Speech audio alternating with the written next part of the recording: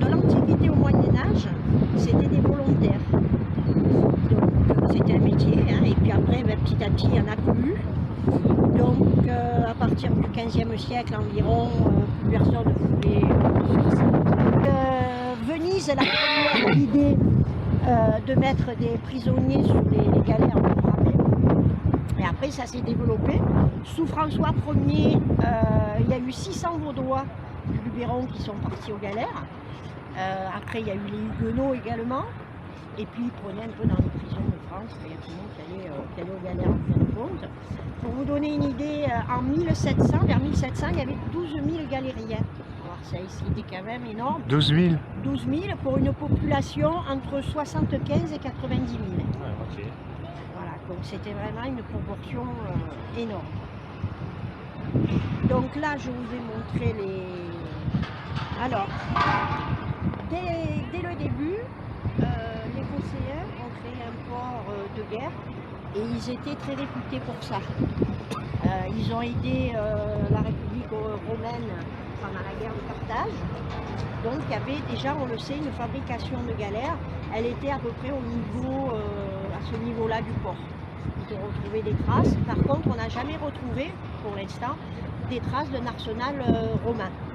Mais il devait y en avoir un, puisqu'après, quand ils ont pris la ville, ils devaient fabriquer certainement des galères ici. Oui, il était de ce côté-là. Il était de ce côté-là par rapport à Louis XIV qui était là. Voilà, il était là-bas. D'ailleurs, je vais vous montrer après une photo. Là, bon, ben, vous les connaissez puisque vous les avez vus. En plus, une en vrai.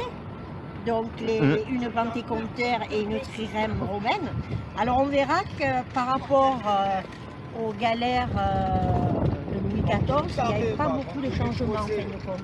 Non, ça ressemblait beaucoup. Hein. Voilà, il n'y a que la voile. Les voiles, après, sont devenues triangulaires.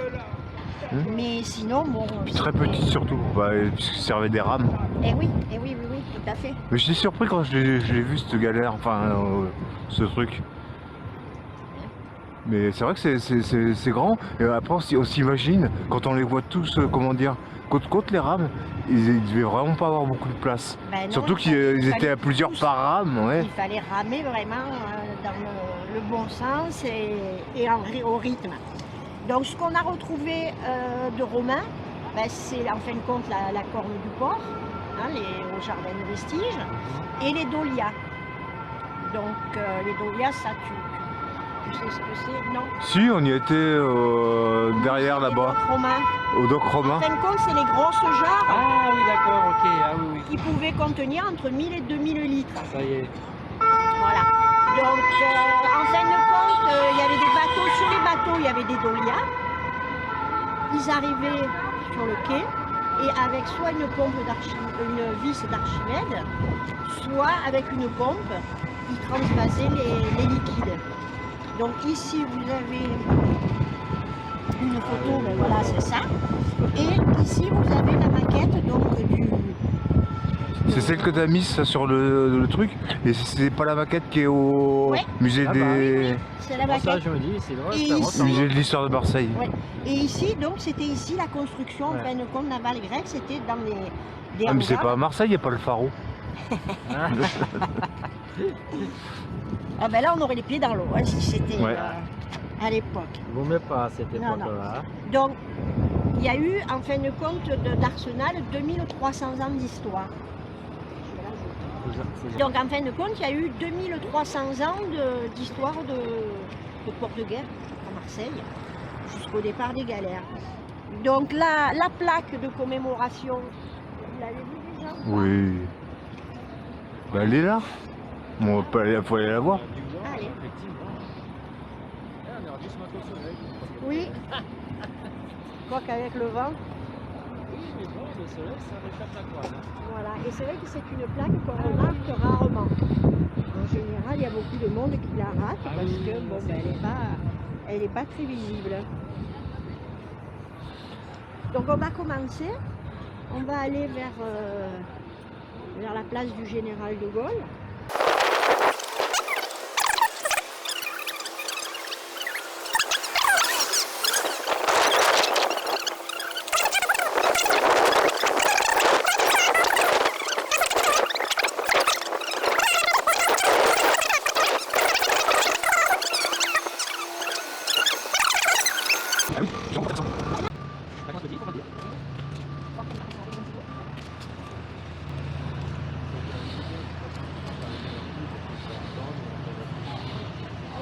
ici, ce trait qu'on a au sol, et il y en a un autre ici.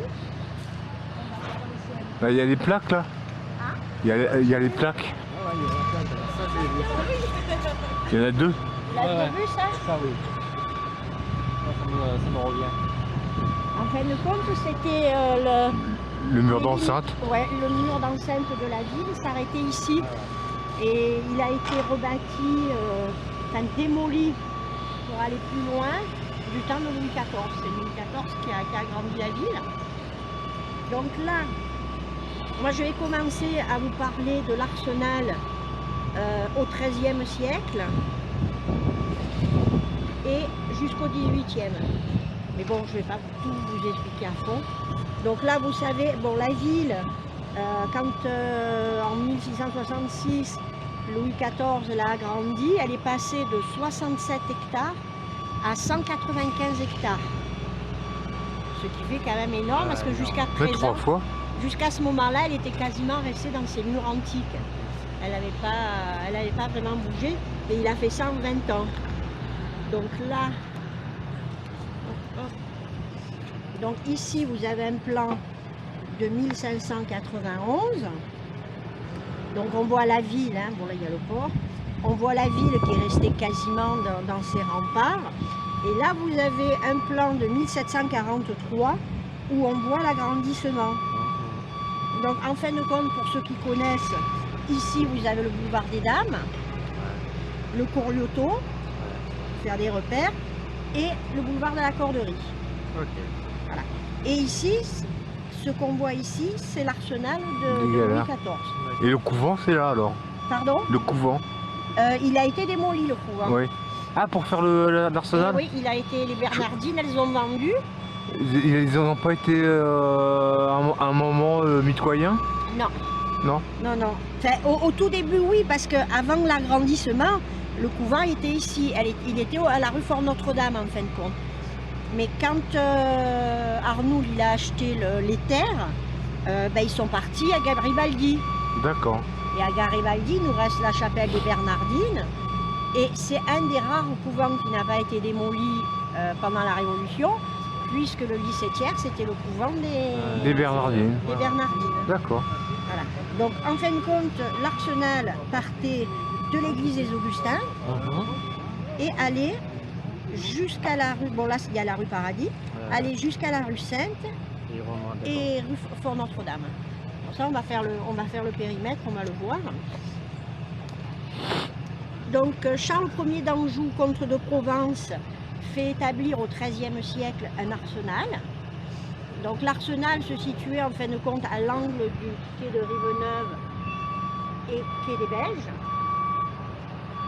En fin de compte, c'était des personnaux, hein, des hangars un peu comme vous avez les Grecs. La plupart des galères à l'époque, elles étaient louées parce que ça revenait très cher de construire, voilà, ça revenait très cher de construire une galère. Donc elles étaient louées à des sortes de condottières des mers qui se vendaient au plus offrant. Il y en avait dans tous les ports de Provence, mais il y a quand même, il valait mieux avoir les siennes, parce qu'ils pouvaient changer d'un camp du jour à l'autre et se retrouver, voilà.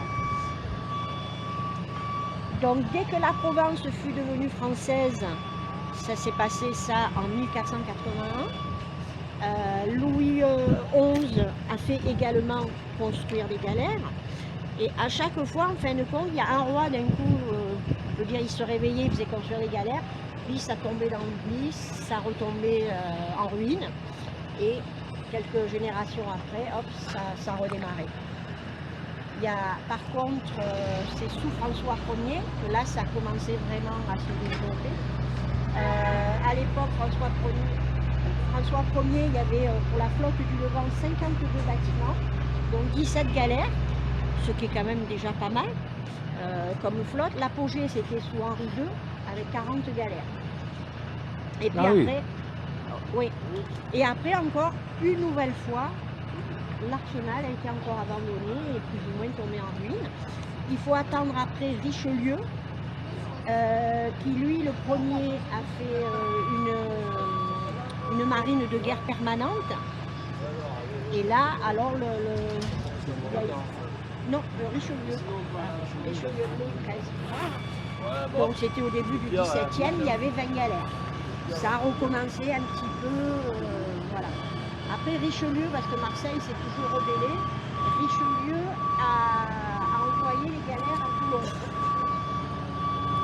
Mais pendant 33 ans, on est resté là-bas. Mais Marseille a pu même conserver son bail. Et à ce niveau-là, ils avaient construit un hôpital. Voilà. À peu près à ce niveau-là, ils avaient construit un hôpital. Puis les galères sont revenues. Donc là maintenant on va monter jusqu'à la rue Sainte. Comme ça on va voir bien le périmètre.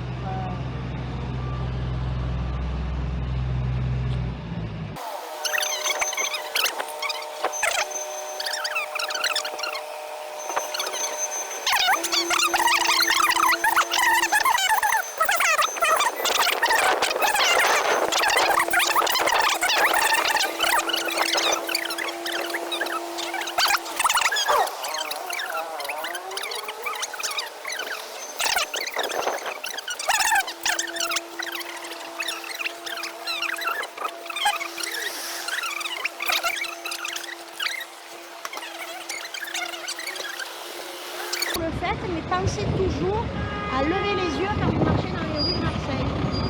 Ah bah là. Toujours, par exemple, là, regarde.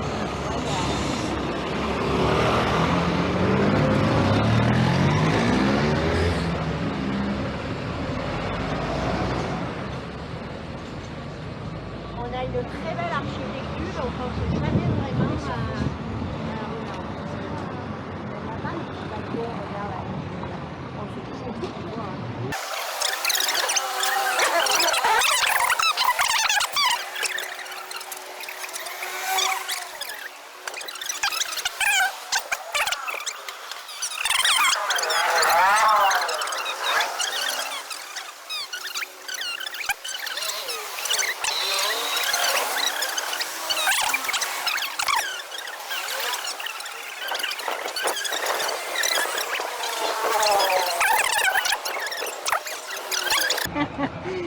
Donc ben, ici, voilà, l'arsenal s'arrêtait ici.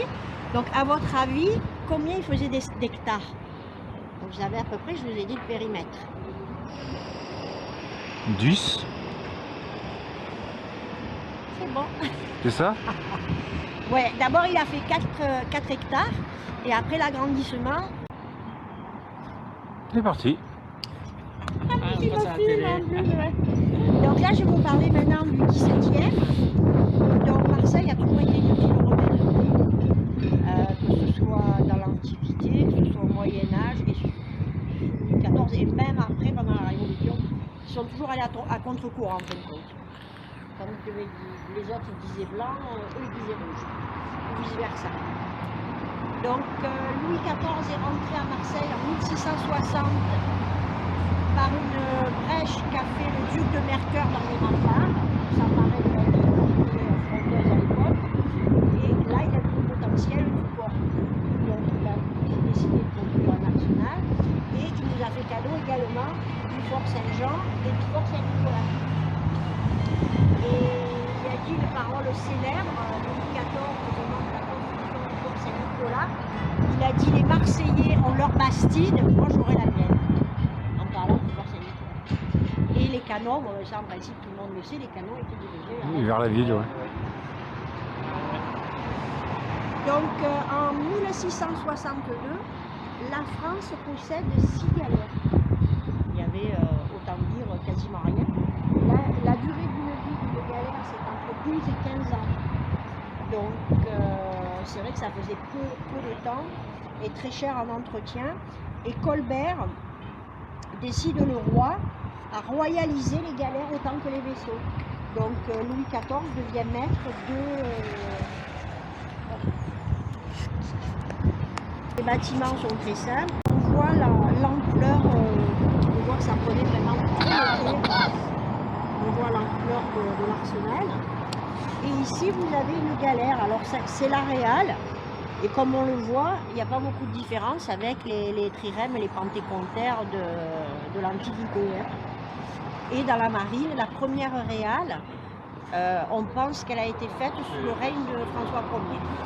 Et après, chaque roi, bien évidemment, faisait sa réale, c'était la royale.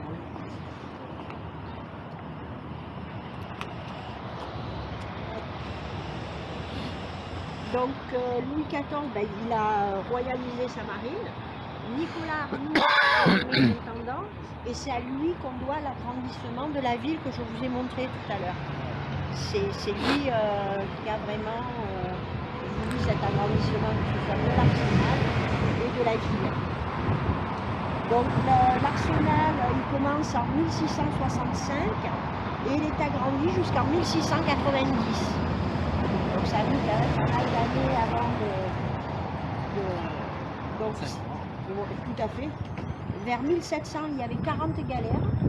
Donc dans l'espace de 40 ans, de 6, on est passé à 40 galères. C'était la plus grosse de la Méditerranée. En tant que galérien, ben, il y en avait entre 10 et 12 000. Les 3/4 étaient des condamnés ou des forçats. Et l'arsenal emploie entre 3 à 4 000 personnes, administratifs et ouvriers, 5 000 hommes d'équipage. Ça fait 20 000 en tout alors? Ouais. Et oui, c'est énorme pour la population. Bah oui. La population entre 70 et 90 000. 20%. Tout à fait. Et les forçats, en général, quand ils n'étaient pas en mer, ils étaient employés à des travaux utiles dans la ville. Enfin, les travaux utiles, les travaux les plus sales, on va dire, les plus durs. Style, par exemple, pendant la peste de 1720, c'est eux qui ramassaient les cadavres. Allez, on continue. Depuis tout à l'heure, j'ai le téléphone qui sonne, il y a quelqu'un qui s'acharne.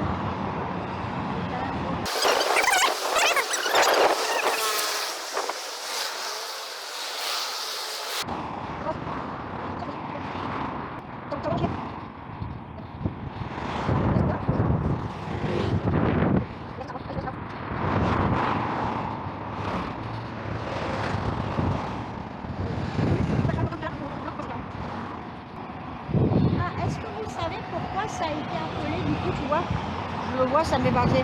Pourquoi ça a été appelé la Sidon? C'était la rivière. Alors, il y a deux formules.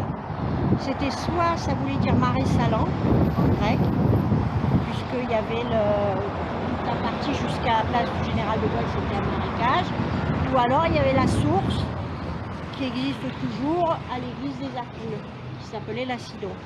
D'accord. Il y a les deux versions. Oui, rivière, source. C'est déjà pas mal. Il y a deux versions.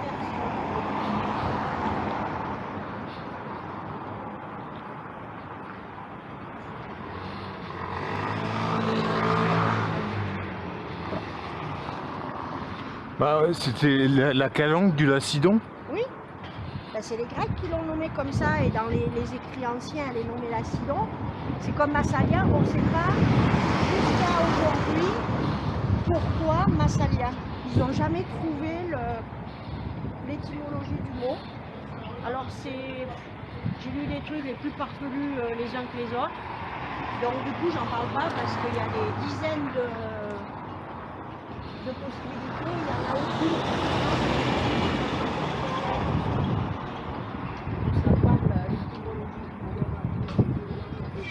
Là, il y a un très beau magasin. Je me régale toujours de le voir. Ils ont fait une superbe vitrine.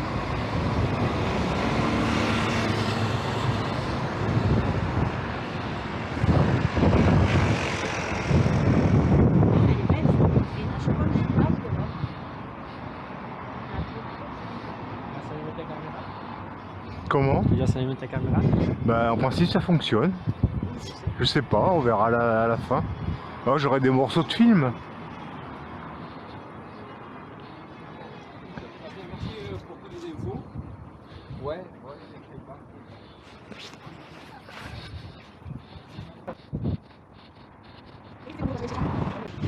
Donc là, je vais vous raconter une petite anecdote. Ah, tu vas voir les bâtiments, je vais te les montrer, c'était magnifique. Donc en 1678, le roi devait venir à Marseille, le roi Louis XIV. Et donc l'intendant Brodard décide d'organiser un grand spectacle, la construction d'une galère en 24 heures, avec son lancement et sa mise à l'épreuve à l'eau. Louis XIV ne vint pas. Cela mobilisa quand même 800 ouvriers, 400 forçats. Alors toutes les pièces avaient été façonnées à l'avance et numérotées, puis elles ont été montées.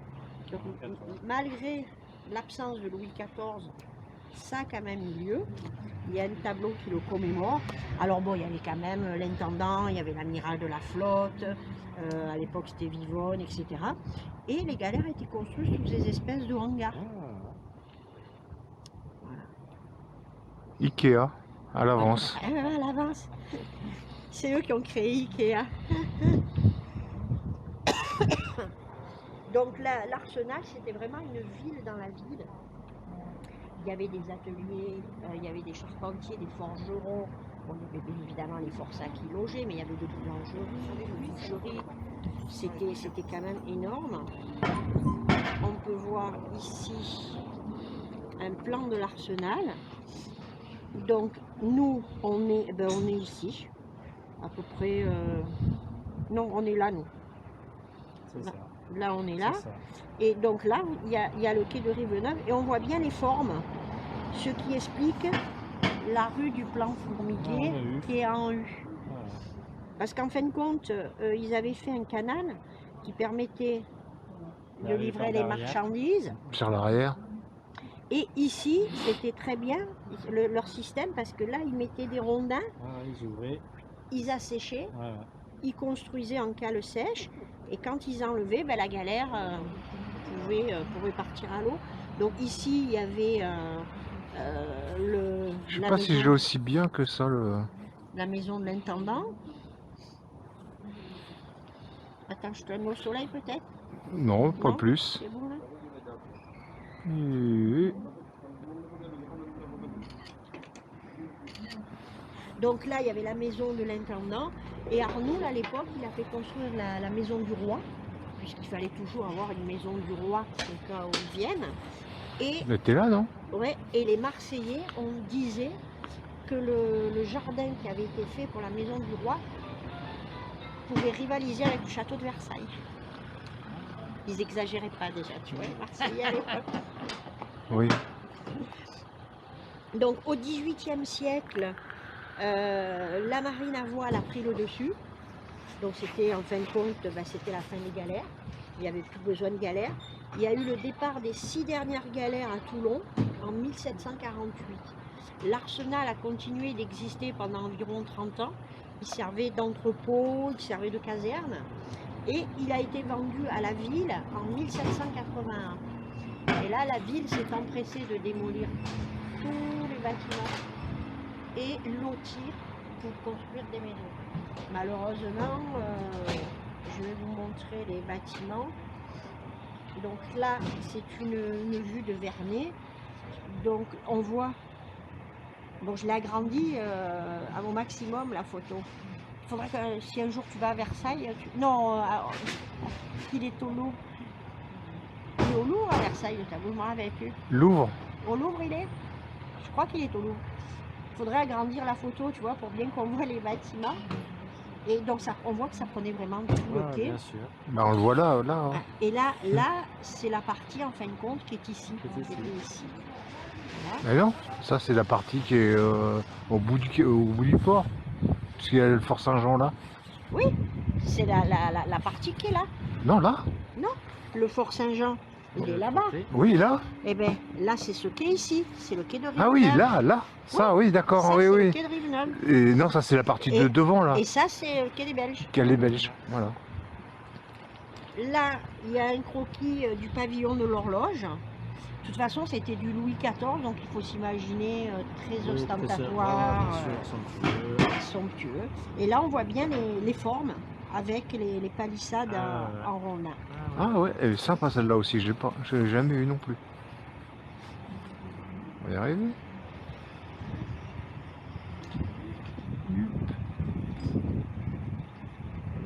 traditionnel, effectivement. Ouais. Oui. Ah, mais les bâtiments, ben, Ouais. c'était du Louis XIV. Ouais, Hein. ouais, ouais. Il fallait faire grandiose. Donc là, ben, ça a été démoli. Et puis il y a une chose qui nous est arrivée, on peut dire, c'est que la canebière est arrivée en fin de porte. Parce qu'il faut s'imaginer, les bâtiments étaient là. Alors la canebière existait déjà, puisqu'elle a commencé à exister mi-17e à peu près. Mais par contre, elle n'arrivait pas au port. D'accord. Puisque ici, il y avait les murs de l'arsenal. De Mhm. l'arsenal. Voilà. Alors ici, il y a le canal de la douane. Donc on est ici sur une branche du canal et il a été comblé en 1929. Dommage parce que je trouvais que ça aurait fait un charme fou, là, un petit canal. Bon, Ouais, je après, crois qu'il y avait c'était des. insalubre. Voilà, c'est ça. C'était insalubre. C'est pour l'hygiène. Et le problème également, c'est qu'il y a beaucoup de gens qui se noyaient. Ah, ouais, mais ils ne savaient pas manger. Et comme c'était pas une eau courante, c'était ça faisait un peu trop stagnant. Ouais. Et c'est vrai qu'il y avait énormément d'odeur, de saleté. Donc ils ont décidé de le combler. Mais moi je trouve que c'est dommage, ça aurait eu un charme fou. Alors le canal, ils ont continué à s'en servir parce qu'ils venaient décharger l'huile ici. Il faut penser que tout le quartier là, tout derrière la rue Sainte, etc., c'est un quartier industriel. C'était tout des savonneries. Ah, ouais. Donc il leur fallait beaucoup d'huile et ils exportaient de l'huile des pays style certainement. Ils importaient. Ah, ils n'en avaient pas assez en Provence, oui. Oui, donc ils importaient. Oui, ils importaient l'huile et donc je te dis, les gros bateaux déchargés là et sur des barques venaient les avancer pour que les charrettes puissent les prendre. Voilà. C'est terminé. Ben, tu parles pas du seul bâtiment qui reste Si. Ah oui. On va y aller là. Ben, alors, là, on va. Donc là, c'est encore quand même, tu vois. Ça, c'est sympa aussi, c'est où il y a pas une bibliothèque, c'est comment Oui. ça, la Les librairie. arsenaux, Oui, c'est ça. la librairie, Là où on a les mangé. arsenaux, oui. Mais j'y vais plus manger, ils sont gonflés. Regarde, le menu. C'est pas grave. Non, mais je Oh, t'explique. non, mais au moins on l'a fait une fois, Oui, c'était sympa. Mais je hein. t'explique pourquoi. Le menu, il est à 27 €. C'est vrai que c'est un beau menu. Donc ça vaut le coup. C'est surtout très bon. Très très bon. Mais si tu vas avec un groupe, moi j'étais allée avec un groupe, donc il a fallu réserver. Alors eux, soi-disant, ils te font une fleur en réservant une salle. Donc ils te réservent la salle. Le menu passe à 30 €. Il faut choisir, c'est à moi de décider ce que les gens vont manger. Donc il m'avait donné Ah oui, il n'y avait deux pas le choix, oui. Il m'avait donné 2 choix. Bon, j'en avais parlé sur le groupe, donc plus ou moins on avait dit on fait poisson et viande. Donc je crois qu'on avait fait une soupe de poisson et après Une je sais plus viande. quelle viande, du veau, je crois. Non, c'est un pavé de bœuf. Ou un Très pavé bon, de ouais. bœuf, enfin, bon. Ouais. C'est très bon, mais Ça, je me Déjà. rappelle. voilà. Après, la bouteille de vin, c'était 5 €. Non, c'était une bouteille pour 4 personnes. Je sais plus. Enfin bon, à la sortie, Ouais, bien sûr. il y avait les cafés à 2 € en plus. Ouais. Ah, Après, j'ai dit, c'est bon. Ah, c'est on vrai sort que le plus. site était magnifique. C'est ça, le cadre était beau. Il est magnifique. D'ailleurs, on va y rentrer là, sur le porche. Non, là, on marche sur la route. Oui, c'est pas bon. mal de- Oh, Ah, j'ai dit, ben, c'est fini. Tu vois, voilà, ça, c'est tous des bâtiments qui servaient d'entrepôt, mais qui datent quand même du 17e. Non. Il y avait ceux-là aussi, tu vois, là. Ouais, ouais. Et d'ailleurs, on va le voir dans le. Mais bon, ils ont gardé en fin de compte que là, parce que ça leur servait d'entrepôt. Après, tout le reste des bâtiments nationaux, là, ça a tout été. Ouais, tout à fait. Tout était démoli.